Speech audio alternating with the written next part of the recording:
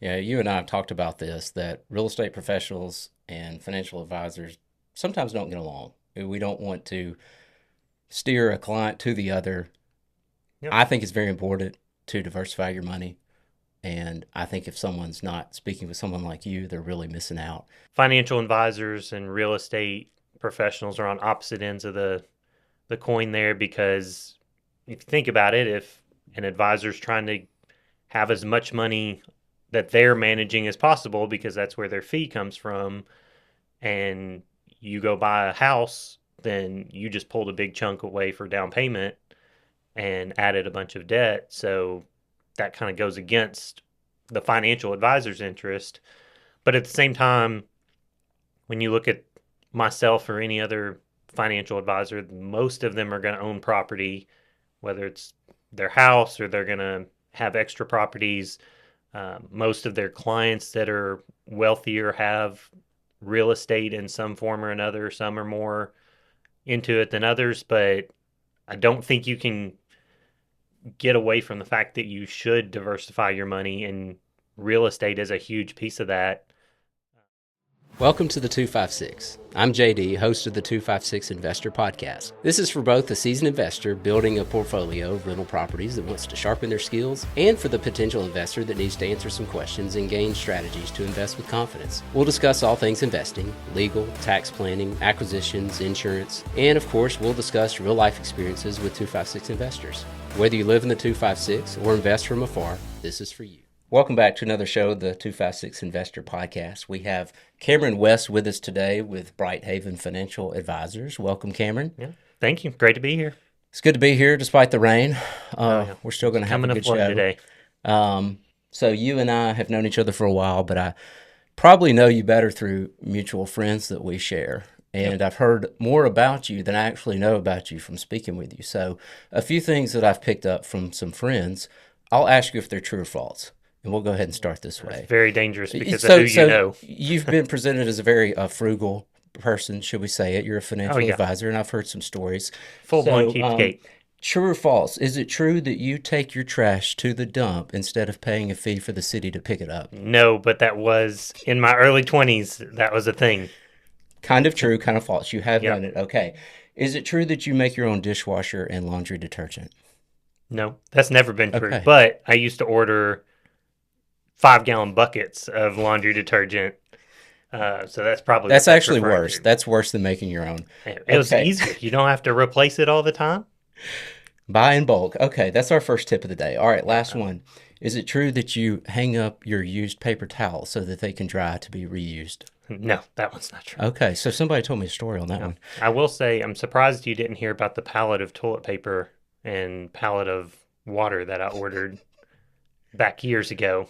Okay. I didn't have any issue through COVID. While all y'all were struggling to get toilet paper, I had spent like $600 on toilet paper It was probably just your 6 months normal way of before. life. You Yeah, had no idea this thing was coming. It was exactly. just your normal. Just Okay. get a good deal and you load up. Okay, so this sets the stage for where we're going today. So you're a financial advisor. Tell us how you got started, where you grew up, and got your education and that kind of thing. So I grew up in Knoxville. I come from a long line of preachers turned life and health agents turned financial advisors. My dad and two uncles were the first endorsed local providers for Dave Ramsey back in the day when he was just a little bald man sitting in the corner talking to himself on the first floor in Nashville. And then within a year, he blew up, bought the entire building, kicked everybody out of the building. But my dad and uncles were the first endorsed local providers, which meant you called up Dave Ramsey's show. You said, "Hey, I love your show. I want some help with my account." He turned around and referred you to my dad and uncles. Um, that was my first experience working with them and getting into the financial advising world. Then my uncle went and moved into what they call premium finance life insurance. So we were doing $200-300 million life insurance policies, getting bank loans to fund them. Some fairly sophisticated stuff on that end. Uh, Went to Freed Hardeman, got my business license. My business degree. Um, Worked with a student led portfolio to buy and sell $1 million of stocks.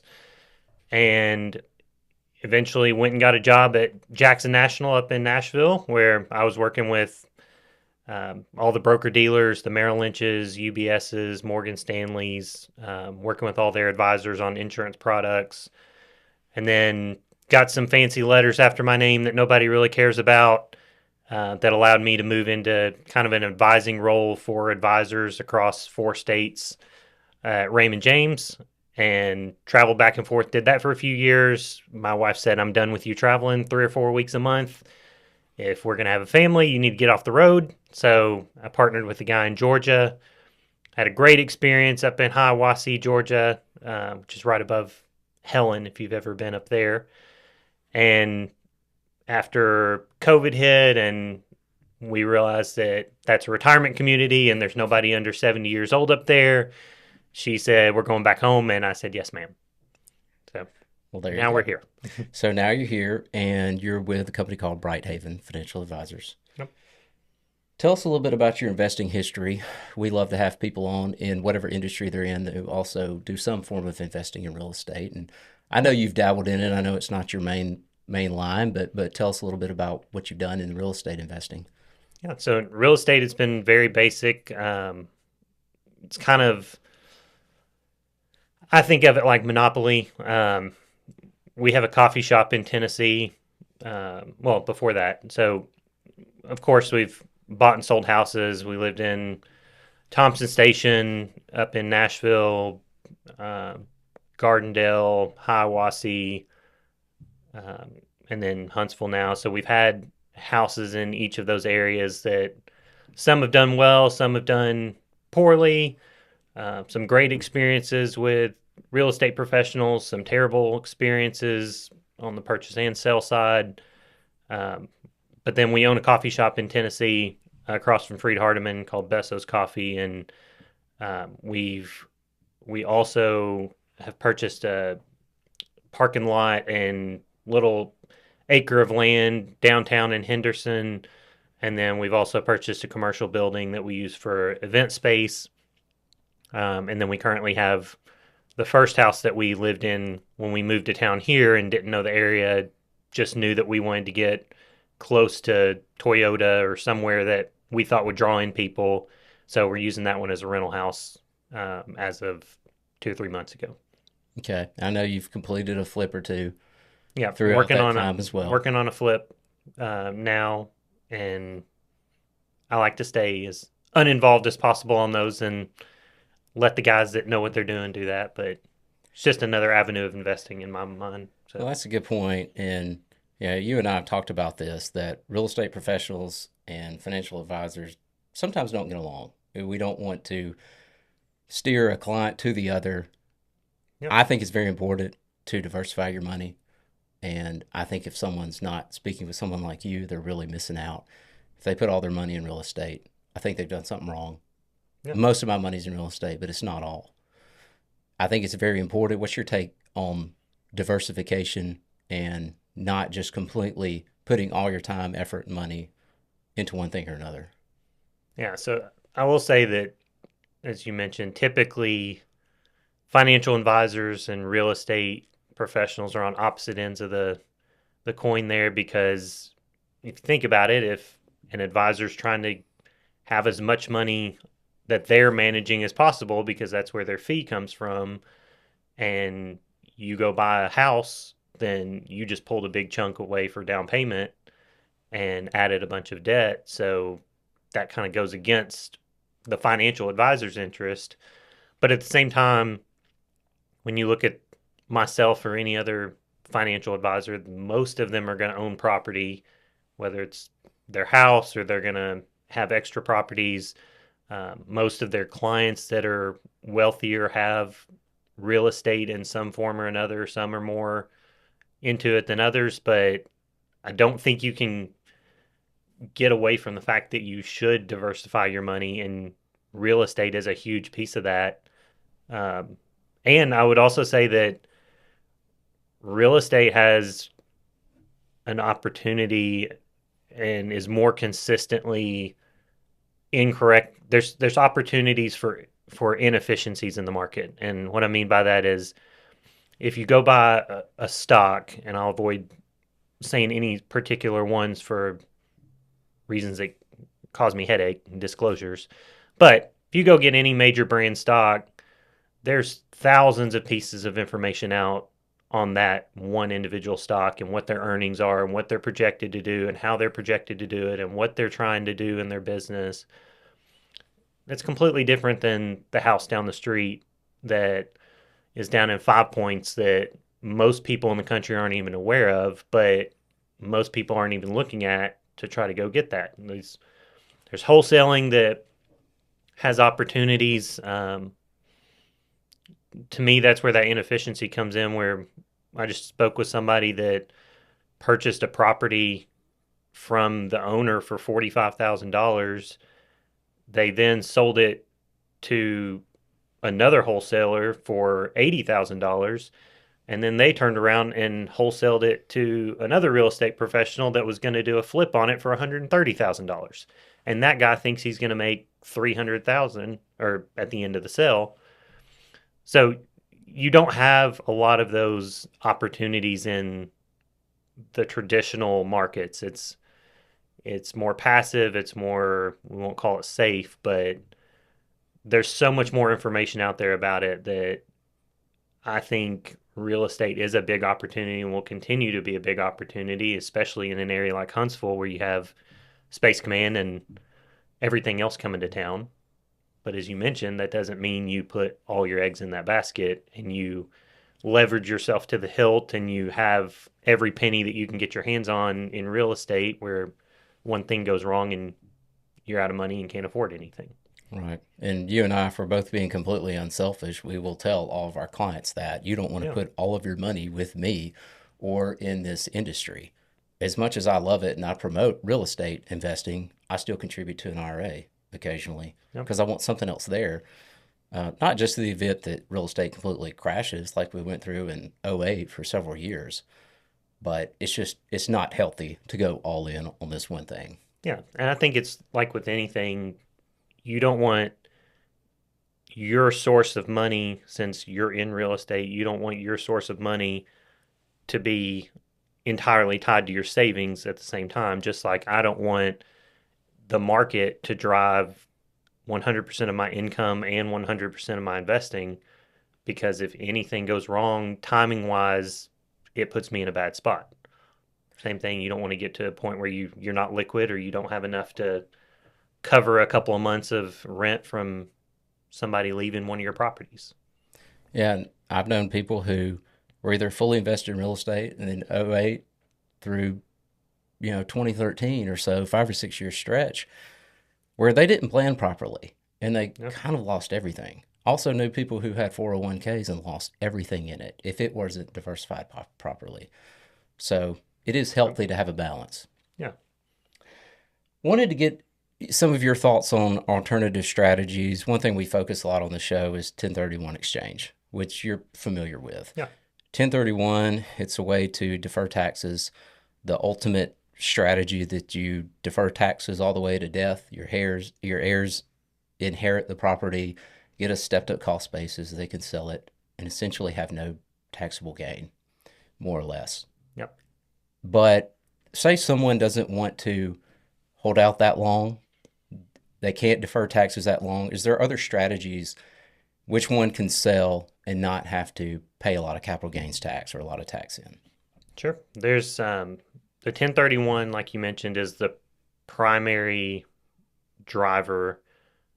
You can also name up to 3 properties, so that may allow you to split a portion of that purchase and then maybe sell one portion and not one of the others. But you also have things like 721 exchanges through Delaware State Trusts that allow you to 1031 into a REIT essentially over a period of time, and then you can sell shares of the REIT to kind of get out of pieces of that without taking the big tax hit all at the same time. But it still has taxable income, sharing off shares Yeah, of a REIT. it's still going to continue to produce some income just like your rental property would, but because you have so many shares of it, you're able to sell individual shares rather than the thing as a whole. Um, so it still gives you a lot of the same elements. I don't think it produces as high of a return as you could get from going directly into the properties because there's management expenses and there's other people involved that are clipping off of that, but it still allows you to defer the taxes on the majority of the money, chop it up into shares of something that's still producing real estate income, and then turn around and allow you to sell a piece that you don't want to sell and let the rest keep growing. Have you helped facilitate transactions like that? Mhm. We've got there's a number of companies out there that do those that probably sounds more complicated than it actually is. There's really just a two-step process in it to get it done. But they'll name specific properties for you to go into, whether that's warehouses or land or whatever apartment buildings that you want to be involved in, then they'll have something available for you through one of the companies. Is that one of your 13 titles at the end of your signature? Do you have to be specially licensed to do this? No, no, no. That's actually one I hand off to other people because I try to avoid getting into the minutia in real estate because that's not my forte. So that's why I call guys like you to deal with stuff like that. Which I do think that is a big portion of it. Anybody that's ever gone through more than one or two house sales has probably worked with a good real estate professional and a bad one. And it may be one of those things that you don't appreciate the good one until you've had the bad one, and then suddenly you go, wow, I didn't realize this wasn't just part of the package for everybody. Yeah. So you got to have a benchmark, and you know, you're going to be forced to work with somebody in almost every scenario in real estate, or whether it's not a real estate professional, a broker or a no, salesperson. In a 1031, you're going to have to work with a QI, qualified intermediary. So somebody's going to be there to give you some guidance to yeah, some degree, maybe different degrees of guidance, good advice, but you're more or less going to have to work with somebody in all these scenarios. yeah, We've talked about a different one, a self-directed IRA. yeah, This was something that was really promoted, I feel like 20, 25 years ago. I heard a lot about it. There were a lot of these boot camps and DVDs and CDs being sold to explain the self-directed IRA for real estate deals. I haven't heard much of it lately, but I do understand that people are still doing this. yeah. And so I think the self-directed IRA still has a place. Um, it's outside of traditional financial advisory services, but it's still a very good option. I have the flip that I'm currently doing right now is through a self-directed IRA because I'm not the one purchasing the entire property. So I'm just a piece of the LLC that's going into it. And I didn't want to deal with the tax ramifications and all the headache because we're doing a short-term flip that we're expecting to make some good money on.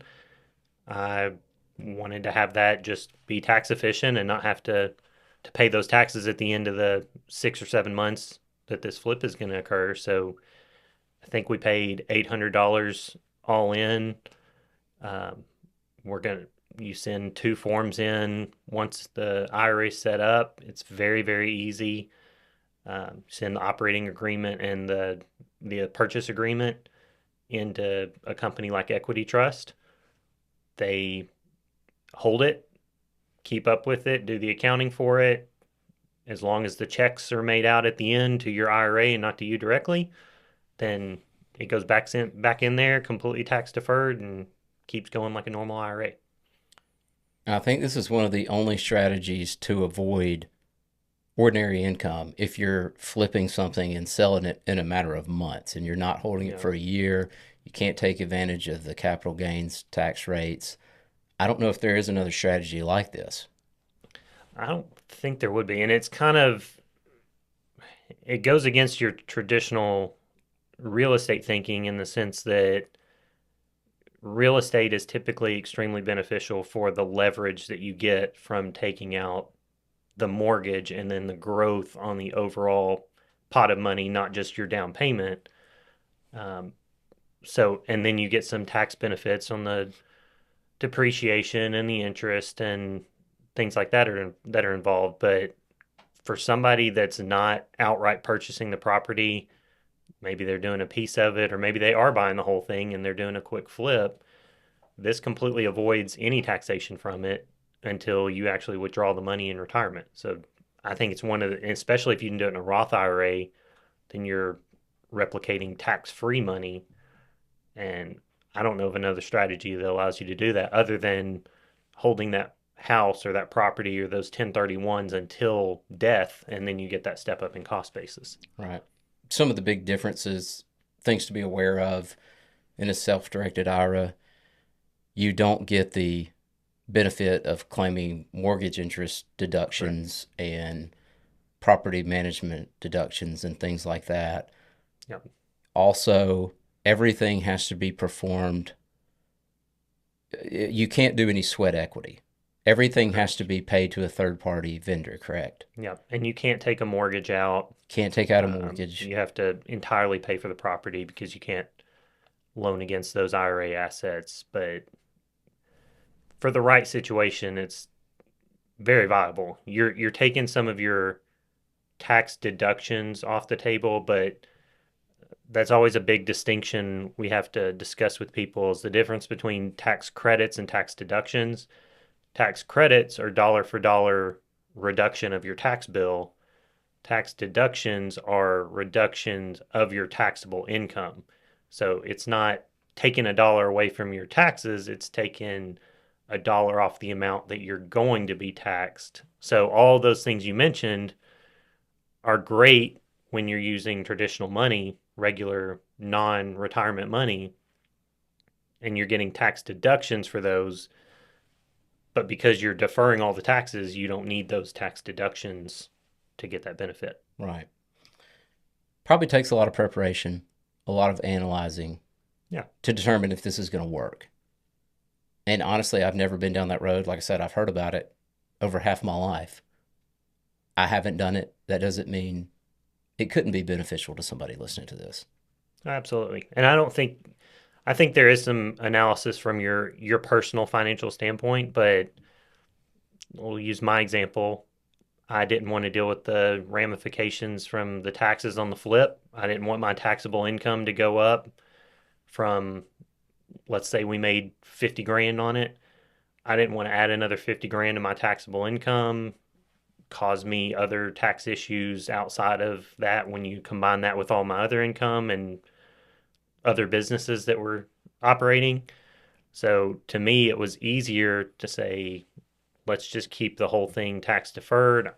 I'm going to pay X amount out of my IRA. I don't have to think about it. I don't have to add in any extras. I'm not pulling any money out. It's just a simple, it becomes an investment just like any stock or any bond that I would have, just hopefully with a really good quick return. Yeah. You're just using money that is in your IRA, your retirement account. Yep. It's money I wasn't planning to touch for a long time, and it was just traditionally invested before that, and I just pulled off a sleeve of it to run over here and be part of this house flip and hopefully see some proceeds from it. How do you advise people to handle their personal budgeting and finances? Do you have a lot of conversations with clients about this?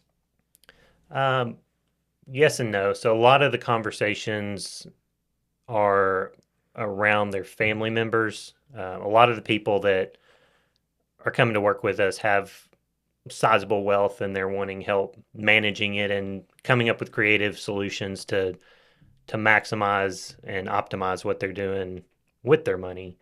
But we do have a lot of conversations with people that we'll take young doctors, young dentists that are still paying off their medical school or dental school, chiropractors that have really good income, but they also have pretty sizable student loan balances. They may be making 300,000, but they're having to live like they're making 60,000 because they have debt that they're trying to get rid of quickly. My wife and I came out with $100,000 of student loans, even though I was on full tuition, full scholarship, still between food, room and board, 18-year-old future financial advisors make really bad decisions in college too. Um, so there's budgeting hits everybody. The ideal opportunity is that you make enough that you don't, and you spend in a way that you don't really think about what's going in and out of your account. We like to automate a lot of the pieces of those budgeting of that budget. So if you know you need this amount to go into investing and it needs to grow at this rate and you need to achieve this in order to hit your retirement goals and your life goals, that allows you to not particularly care outside of your emergency account what you're spending. So you may have all of your investing automated, you know that's coming out of your paycheck before anything ever starts, and you've got your 3 to 6 months of emergency savings, and then the rest of the money you can do what you want to with it because you've already taken care of the other things and put yourself in a position. Um, but we do have those conversations with people. Things like Mint used to be the best app. It was free. It handled everything. Mint has kind of died off. Monarch is very good, but you have to pay for it.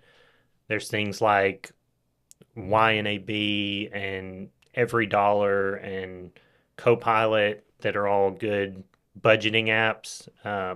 But to me, there's there's a couple of distinct areas in budgeting. Number one is most budgets are built on post spending, which I don't think is bad. But post spending means it looks at what you've spent and tracks what you've spent and says, here's how you did on your budget, rather than planning for what you're going to do on your budget. There's a difference in saying, I'm going to spend $400 this month on groceries, and looking back and saying, I spent $600, my budget didn't work.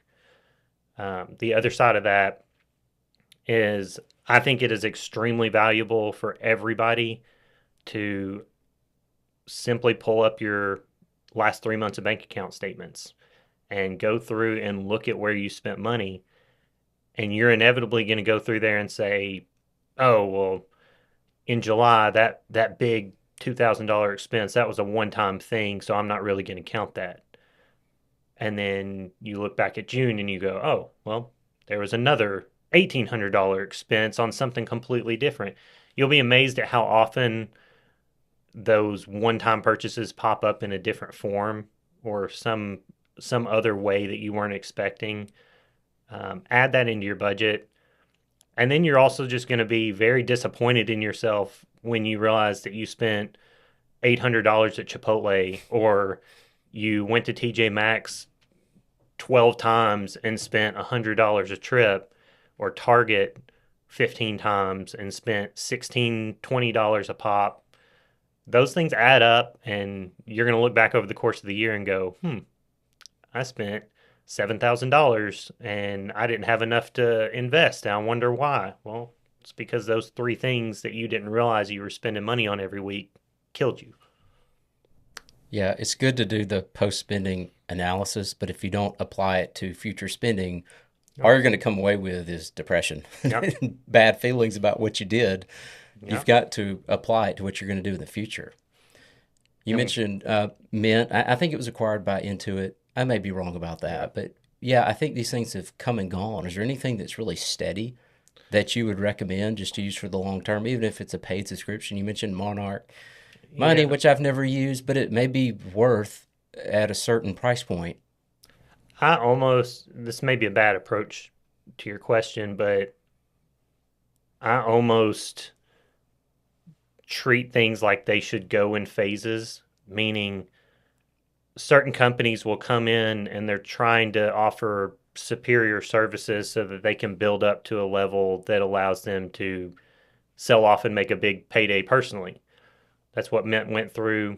They built up. Credit Karma went through it, but then Credit Karma kind of turned into this, every time you log in, they're trying to sell you six different things and trying to get you to refinance everything and get a new credit card. And not saying that that's bad for their business at all, but it makes it where the normal user that had been working with them for years that was getting all the benefit, well, now that benefit's not as rich because now this end company that bought them is trying to monetize, or they're trying to monetize. So I actually think you look at things in phases and you say, this is good for right now and maybe a 5 year period. And when they inevitably change or they try to monetize, you move on to the next thing that's come out because new technologies emerge, new ways of doing things emerge. Um, you're you're just gonna have different phases of life that you think this one piece on here isn't valuable now as a 22-year-old, but when you're 32, that's the most important part of your budget is trying to get this piece in there. So, not a great answer. YNAB is good. Copilot's good. Um, the Dave Ramsey followers are going to love every dollar.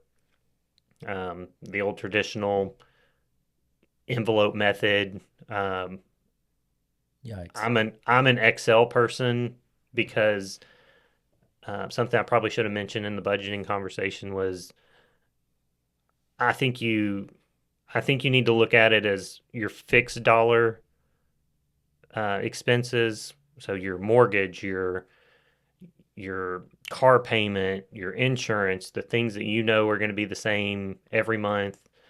Then you have your variable expenses that are necessary, so food, gas, the things that you know you're going to spend money on. You can kind of ballpark utilities and ballpark groceries, but you don't know exactly what they're going to be.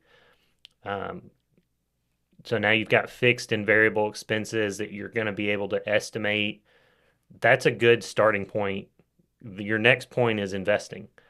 So you've got your emergency account built up, I'm presuming, in this. You've got your fixed expenses that you know are coming out, your variable expenses you know are coming out, your investments that are building up an account and personal wealth for you.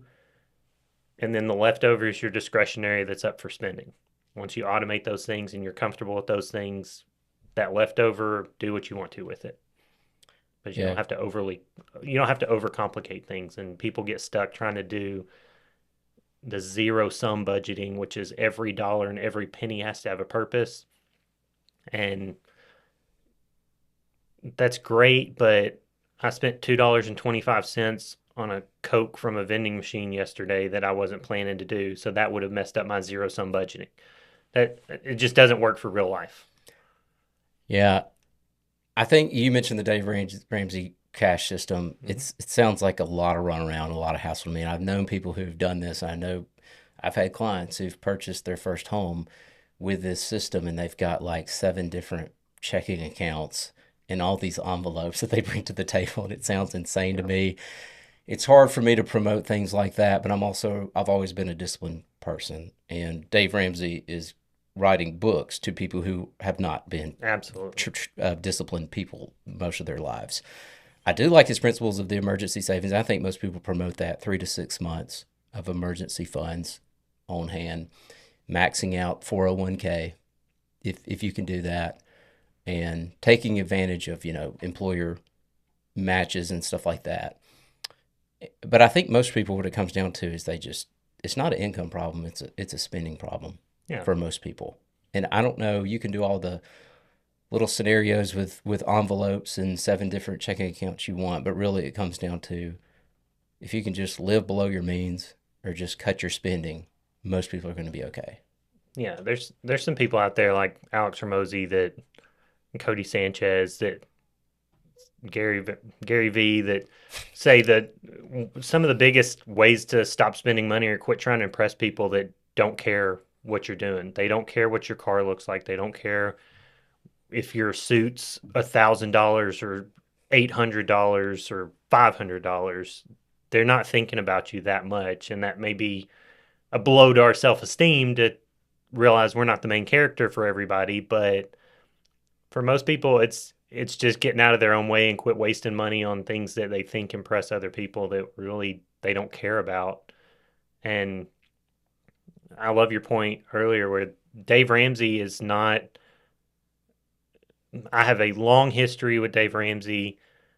Um, Literally, as a 16-year-old, walking by, waving at him while he's sitting there talking to himself in the glass with his headphones on.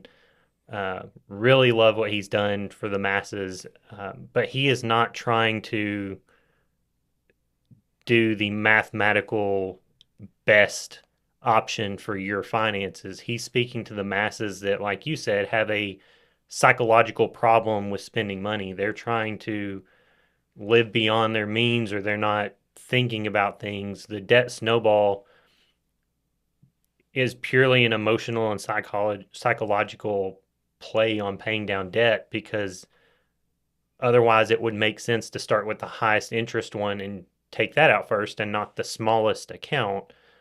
But he's trying to change behavior and psychology around it, versus a lot of the people that we work with are successful already and live below their means already. So we don't have to have as many of those conversations, but we do with a lot of their family members. And a lot of times automation is the easiest way to repair that. It's, hey, take care of your stuff that needs to be taken care of first, and after that you can do what you want to with the rest of it. But make sure old you is funded. Or you mentioned something else that I don't disagree with for high income people, but for younger people, maxing out your 401k is fantastic. You're going to get some tax benefits, or maybe you put it in the Roth 401k and it becomes tax free money. That's fantastic.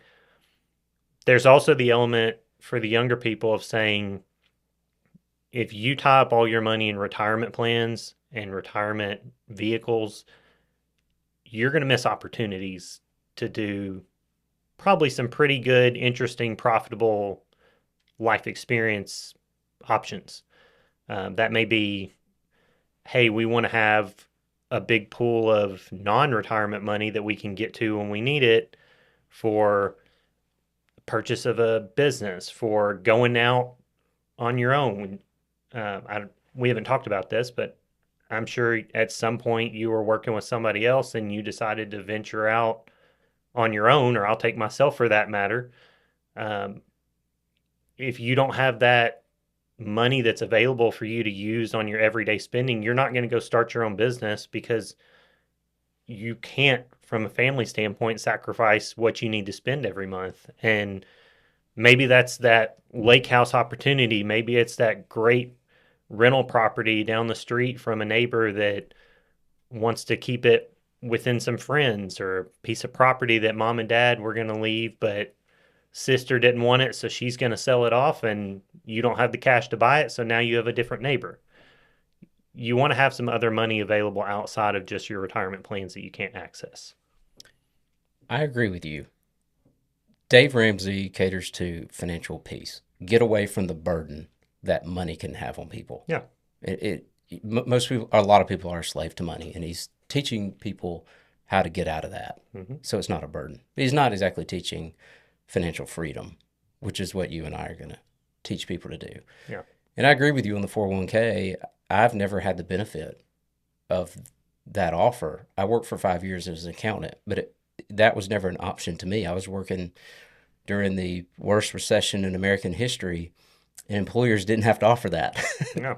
They said, we're going to pay you the lowest wage we possibly can, and you're going to take the job because you need money and you need a job, and you're going to thank us, and you're going to show up and be here 80 hours a week. And so I've never had that, but my wife has. That's been part of her working career forever. And so I agree with you that it can be a burden in a way if you sink all your funds into retirement accounts. You're not going to have anything available to, like you said, open the business or make some other investment purchase. So I agree with you there. I think you're on the right track, and it would bother me if I were putting all my money into retirement accounts and not having something to advance and have financial freedom while I'm still sort of young. Yeah. And that's naturally, again, against my industry, where we want maybe not necessarily 401ks unless you're like us at Brighthaven that manage company 401ks. So we're kind of agnostic to where money goes. But for a lot of financial advisors, they don't want your money to go entirely into the 401k because that isn't money that they can do anything with. But then they also don't want you to go buy a piece of property or do things that pull money out of the account in general. So it's another piece that's kind of at odds for financial advising. Makes our Yeah. industry look bad. Well, and don't think I haven't told my clients, don't put all your money into retirement accounts. Yeah. Buy this house, you'll have some cash flow and you're going to build equity and the renter's going to pay off that mortgage and you can have some freedom before you're 75 years old. So I And tell people that all the time, but also at the same time, I'm not going to tell them take all your money and put it here. You do need something set aside that's going to grow in retirement accounts. and in addition to the leverage that I mentioned earlier, one of the biggest advantages of real estate is if you buy a house for 300,000, you don't have anything on your garage when you pull in every day that says how much that house is worth versus mark to market stocks where you may have $100 stock one day and the next day it's 106 and the next day it's 94 and the next day it's 102. Your house in your head is $300,000 or this piece of property you can envision and you can understand what you think it's worth, and that helps people feel peace and comfort because they still envision that piece of property being worth what they paid. Versus on my end, a lot of what we are doing is saying we think this $100 stock is worth 150, and the market hasn't realized that yet, or they can climb to this point. But we have to deal with the emotions of the client every day of watching that price fluctuation back and forth and say, I thought you said this was 150 and now it's 92. Were you wrong, or do we need to wait? And so there's a lot of benefits on the real estate side that I'm envious of, but I also get to participate in on the other side as a personal investor. Yeah. Would you rather take on the small daily or weekly headaches or the one 3 years down the road if we go through a recession and the value of that home is plummeted? So Oh yeah, pros and cons to there's each. for sure. Last question. What can we do to help our kids? You've got kids, I've got kids. What can we do to help them understand how to manage their money, how to make it grow, how to have financial freedom at a young age? So this may not be the answer you're No looking wrong for, answers here. but I think a lot of it just starts in our personal home life of contentment. Um, we struggle with this with our grandparents like to spoil. That's their right to dump a truckload off of new toys that we didn't need where we can't walk through our house. We actually started a buy one, take two program with our grandparents where it's you buy the kid a toy, you have to take two out of our house so that we can live.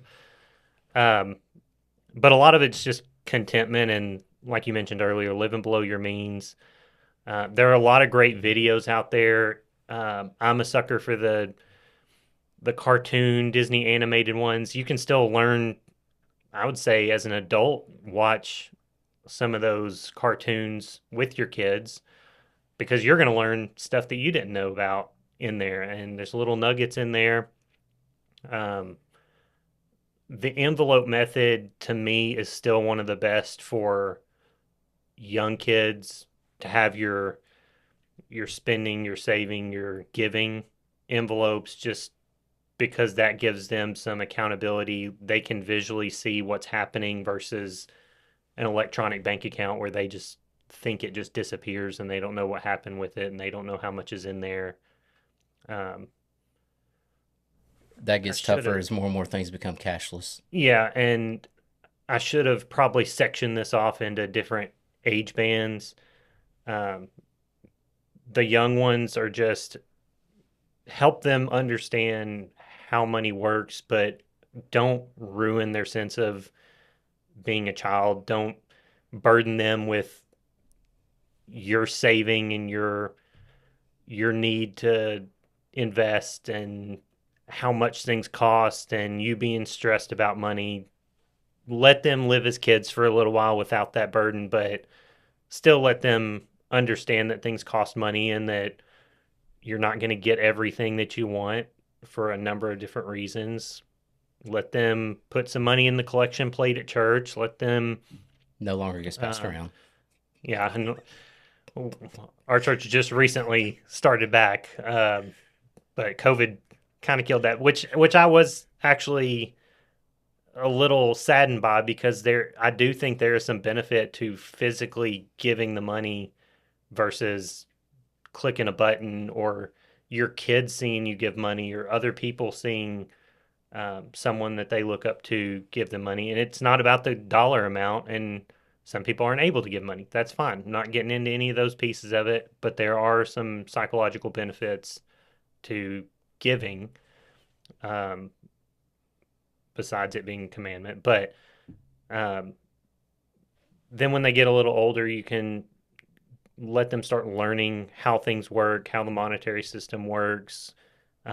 But the number one thing you can do is start an investment account for them.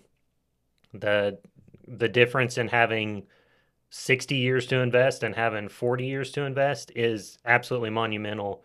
One of the stories that stands out more than anything to me is I ran into a girl that was a woman that was 31 at the time. Her dad was an advisor and had started putting part of her birthday money in. At the time, it may have been $5 that he was purchasing for her, but he was buying things just left and right for her every Christmas, every birthday, every time somebody gave her money. He would take a little piece of that, still let her enjoy it, but maybe take $5 or $10 and move it over here and buy some stock.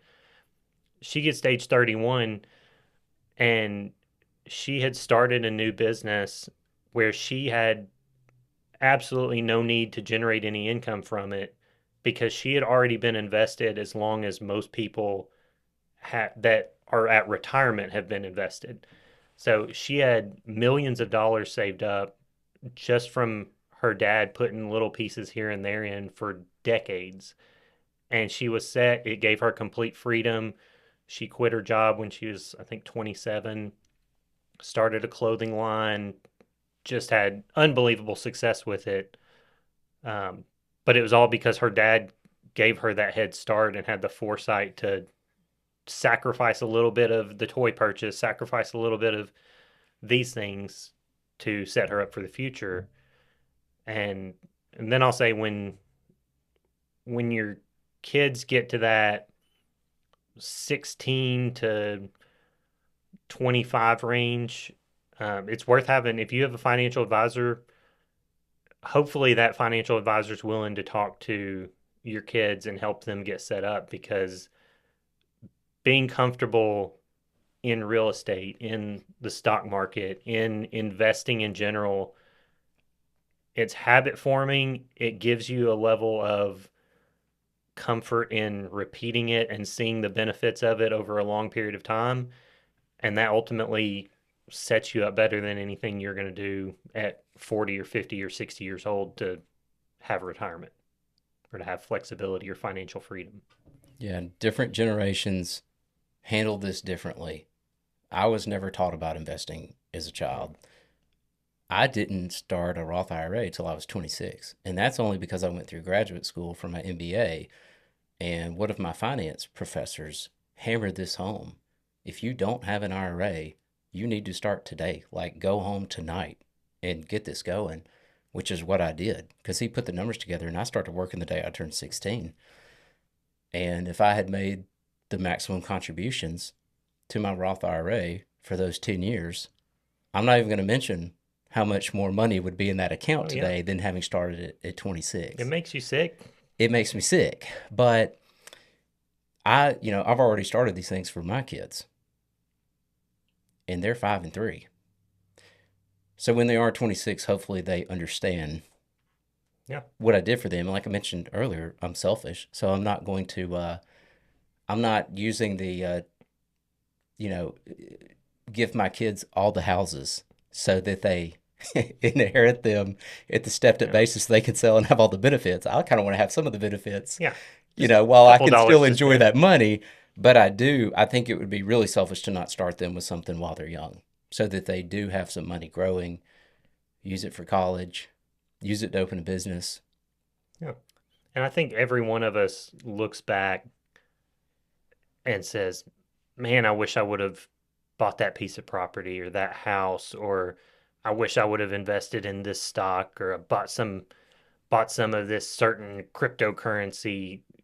That the same thing is going to happen to your kids. And if you can help them look back on simple things that they're going to understand, like the price of a Coke or a candy bar from when they're 18 versus what they remember it at 11 or 12 years old, the price has increased. And helping them understand that that's going to continue to happen allows them to understand investing on a small scale and hopefully take advantage of some of those opportunities and start doing what we missed out on. Luckily, I had a dad and uncles that kind of directed me with money, which put me in a great spot. But I could have done, if I would have been willing to take more risk, if I would have not been as scared at a young age because I wasn't comfortable with it, I would have 10 times the amount of money that I have now. And as I mentioned earlier, being content, but it's also sickening when you say, man, if I could have done this, but you can always help your kids do that. And you can always teach them the things. Like you mentioned, our generation and the generation before us was very private with their money. And there is an element that, like I said, you don't want to burden your kids with things, but you also don't want them walking through life and 25 is their first experience with knowing anything about money and what salaries are and what they should be looking at and what benefits are and how the real world works. You want to share a little bit with them so they can understand. Doesn't mean you have to tell them every detail of how much you have in your account down to the penny, but maybe include them in some conversations that you'll have about your budget. Maybe include them in a meeting with your financial advisor. Give them the heads up so that if you want to keep your account balances private, they can do that. Um, but just include them in the process so that they have a better understanding, which ultimately puts your family on a different financial path. I've saved the most difficult question for last. What do you do difficult with a spouse who has not spent money wisely? I get this one all the time. Mm. Somebody comes and they want to rent a house, they put in an application, their credit is hammered because they have an ex spouse. And when we start diving into An everything, ex spouse or a. it's usually an ex spouse. Sometimes it's a current spouse, or sometimes they don't want to blame the spouse. I Yeah. can't tell you how many times it's been an ex spouse. And we do our homework and we find out that, yeah, they're telling the truth. Before it gets to being an ex spouse, how do you handle someone who has a totally different approach and is just spending money to no end? Unfortunately, I'm halfway convinced that I don't think it's possible to have two financially responsible people marry each other.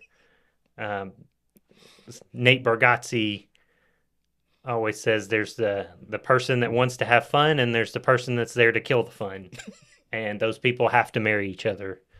Um, Obviously, I'm the fun killer in our relationship with my wife. Um, but it's one of the most common problems we have, and the majority of the time, I don't think it's ill will or that they're trying to do anything negative. I think that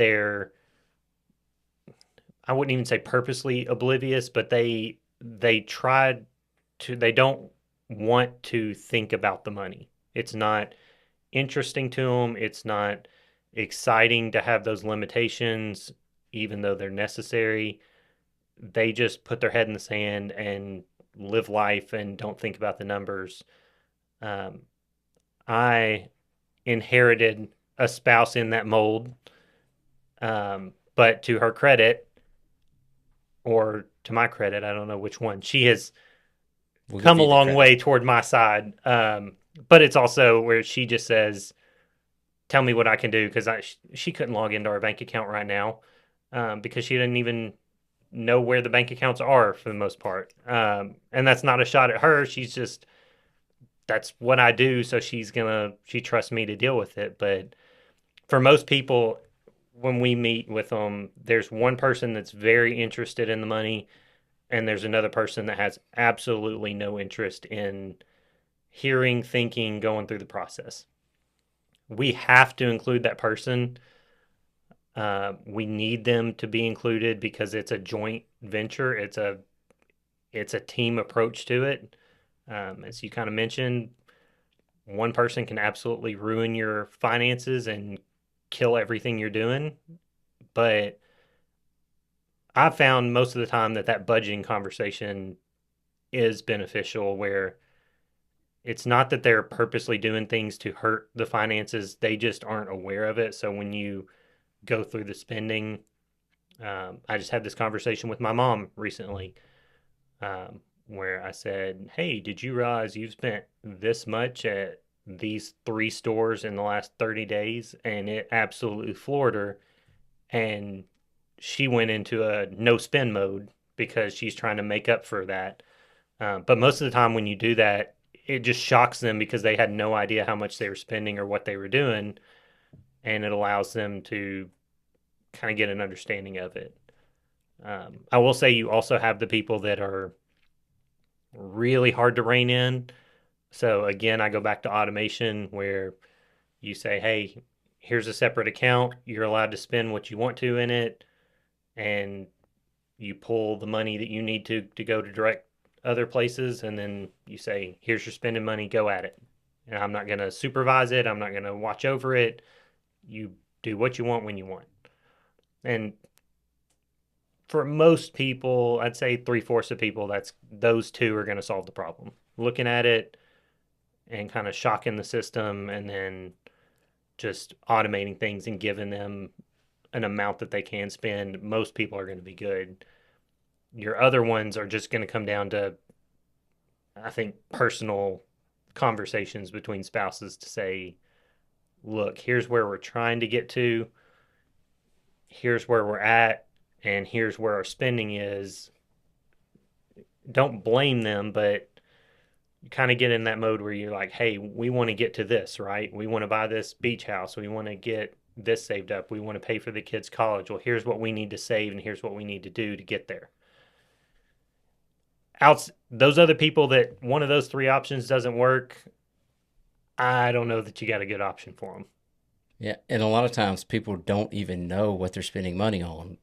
Post college, I had a roommate and another friend of mine. We wanted to help him get on track because he never had any money. It was paycheck to paycheck. Oh. And so we got his credit card statements and found out that he was paying like 4 gym memberships. He had all these other subscriptions going. He didn't even know he was spending that money. He was just paying That's the a great credit point. card. Yeah. And we have fun in different ways now than we did 20 years ago when I had that roommate. Now it's you could have 7 or 8 subscriptions for streaming services: Netflix, Prime, Paramount, Hulu, Disney Plus, Peacock. Peacock. And people think they have to have every single one because there's one football game that they really need to watch. It's on a Thursday night. And if you're subscribing to a dozen of these services, you're going to be spending a couple $100 a month. Yep. And the gym memberships, it's still a thing. It's so easy to sign up for things, and people have no idea what they're spending their money on. There's subscriptions. I hate to say you should purchase a subscription to monitor your subscriptions, but things like Rocket Money Yeah, they're will out tell there and they'll you cancel when them for you're you. right. But it might be a good means to an end Yeah. to have that subscription to end a few of your subscriptions that are bringing you down. But like I said, we have fun in different ways, and now it's signing up for things and having all these services that are kind of in the back of your mind. You're enjoying them, but you have no idea how much a month you're paying for these things. Yeah. And a lot of times you think you canceled something, or you signed up for a free trial of something and didn't realize it kicked in after 12 months. But you also touched on one of my biggest missions in my mind is there's this generational approach to money that money is such a taboo topic that a lot of times the only people that you're willing to discuss it with are your parents or your very close friends. And a lot of times, if you, like you mentioned, your friend, your roommate that didn't come from money, the people he's asking financial questions are people that also don't have any money. And you end up repeating the same cycle of how to deal with money, how to deal with your finances. And I hate to say it because there's definitely examples on both sides of this, but a lot of your wealthy families are able to help and they actively study and try to help their children continue to make good choices while a lot of times in no fault of their own, just a lack of knowledge, the families that don't have money end up repeating the cycle because they only know to go put the money in a CD at the bank or open up a savings account, which is going to have virtually no interest on it compared to other vehicles out there. So, what I would say is on this generational path is find people that you look up to, find people that you think they have an understanding of how things work in the financial world and ask questions. I've yet to find a very wealthy person that when you have a genuine interest in not trying to get them to buy something from you, but when you have a genuine interest in learning and improving yourself, that they don't want to help you. And I'll also say that a lot of times when you connect with that wealthy person and they start helping you, they now have a vested personal interest in you and they will make connections for you when they can and they will make an introduction to somebody for an idea or a concept or a job opportunity that you didn't even know was available to you or you would have never even considered applying for, but they have given you that approval behind the scenes that gets you into a place that you probably shouldn't be in yet. So find mentors. Um, don't be afraid to ask questions. Don't be afraid to learn from other people. Ask dumb questions. Don't feel bad about it. I've also said I embarrass myself on such a common occurrence that I feel like I'm immune to being embarrassed. Um, that's a hard way to do life, so I don't recommend that, but uh, it has its perks. I mean, ask You questions get and a learn. lot of help that way, though. Absolutely. When you either are ignorant or you play stupid, people do want to give you their knowledge, Yeah. and we all want to feel like we are superior in these weird ways to other people. And so No, sometimes to get the knowledge that I really need is I do play stupid. I play stupid with a renter. I don't have And to I'll play. say, I don't understand what makes up your credit report. And they'll start explaining. And I learn a lot that way. Yeah. Um, and there are times where I'm just completely ignorant of something. So I don't understand it. I should know this, but I don't. Tell me. And they're happy. No one's ever said, go figure that out a different way. Listen, I just went to the Modular Open Systems Approach conference in DC, which is the smartest software engineers that you have ever listened to. And I didn't understand 90% of what was happening. The entire whole sentences would get spoken where I have no idea what any of the acronyms, any of the verbiage meant, but that's how you learn. You don't learn from being the smartest one in the room. You learn from surrounding yourself by people that know things that you don't. And that's always going to help you improve. And you should always be trying to learn. Well, quickly, and we'll let you go. This has been a good conversation. Is there any books, any podcasts, any videos you recommend, just as general good advice? Nope. It's a lot of the Dave Ramsey ones are good for framing that psychology. Um, I'm a big fan of books that are nonfiction, that are related to the topic that I want to do. So things like The Big Short, the Moneyballs of the world that got turned into movies. Um, they're on related topics. Um, Anything by Benjamin Graham is good. He's Warren Buffett's mentor. Um, I'm a big fan of really listening to if on the entrepreneurial side, Gary V is the king. Alex Hormozy, Cody Sanchez talk about buying businesses. They talk about um, the things that are psychological barriers to us succeeding. Um, a lot of times they're very simple things. I think most of the things that we want to learn are just very, very simple things that we want to assume need an entire book to tell us the answer to. And it's really two sentences.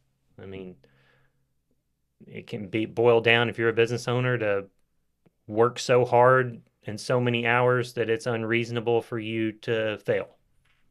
Alex Hormozy. That's such a simple concept. Outwork everybody. Well, I don't care what business you're in or what you do for a living. If you listen to any of Gary V's books, Gary Vaynerchuk, he'll kick you in the tail. Oh, yeah. And you'll hear what you already know, but you need to hear it. Maybe you want to get the censored version. It's not the cleanest. At least don't listen to it around your kids. It's not clean stuff all the time, but it's what you need to hear. Absolutely. Well, Cameron, thanks for coming in. It's been a really good talk with you. I've been hoping to do this for a long time. Again, Cameron West with Bright Haven Financial Advisors. That's brighthavenadvisors.com. Thank you so much. Thank you to AVO for recording the show for us today. I'm JD. My time's up. I thank you for yours. This podcast is proudly sponsored by 256 Realty, investors helping investors. Visit us at 256realty.net. Big thanks to our production team at AVO Multimedia Services for producing, editing, and providing the music that brings this podcast to life. If you enjoyed this episode, be sure to subscribe or follow the podcast on YouTube, Spotify, Apple Podcasts, Amazon Music, iHeartRadio, or whatever platform you choose. We'd love it if you'd leave a comment, review, and rating. It really helps us grow and continues to bring you valuable content. And of course, don't keep all this knowledge to yourself. Share this episode with a friend who's ready to level up their investment game. To catch more episodes and video content, visit our YouTube channel at 256 Investor.